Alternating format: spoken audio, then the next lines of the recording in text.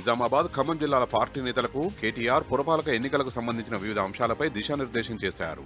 2 ఏళ్లలో ఆయా పట్టణాలకు చేసిన అభివృద్ధి కార్యక్రమాలను, ఇచ్చిన నిధులను వివరించి ఓట్లు అడగాలని కాంగ్రెస్ పార్టీ నేతల్ని కేటీఆర్ సవాల్ చేశారు. నేనెవరికీ పర్మిషన్ ఇవ్వలేదు, నాకు తెలియకుండానే జీవోలు వచ్చాయంటూ కోమటిరెడ్డి చేతులు దులుపుకున్నారు. కేబినెట్లో ముఖ్యమంత్రికి, మంత్రులకు మధ్య సమన్వయం సంగతి తర్వాత కనీసం సమాచారం ఇచ్చుకునే సోయి కూడా లేదని వ్యవహారంతో బయటపడింది. రేవంత్కు కమిషన్లు, వాటాలే ప్రధానమని సినిమా టికెట్ రేట్ల పెంపు వ్యవహారంతో మరోసారి తేటతెల్లమైంది. భూభారతి రిజిస్ట్రేషన్ అక్రమాలపై సుమోటోగా కేసు స్వీకరించిన లోకాయుక్త విచారణకు ఆదేశించింది. అవినీతికి సంబంధించి సమగ్ర నివేదిక ఇవ్వాలని పలు శాఖలకు ఆదేశాలు జారీ చేసింది. ఈ కుంభకోణానికి సీసీఎల్ఏ టెక్నికల్ టీం సిబ్బంది సహకరిస్తున్నట్లు పోలీసులు అనుమానం వ్యక్తం చేస్తున్నారు.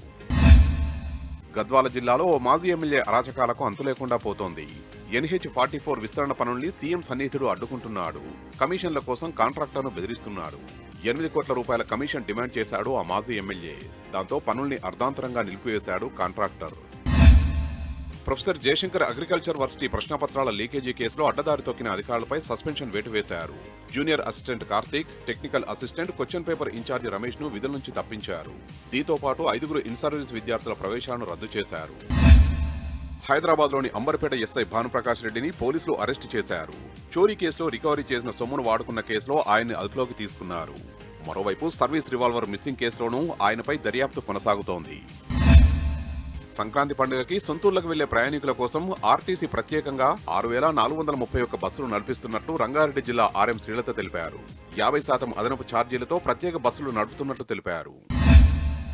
నగరంలో వాహనదారులు నిత్యం ట్రాఫిక్ నరకయాతన అనుభవిస్తున్నారు.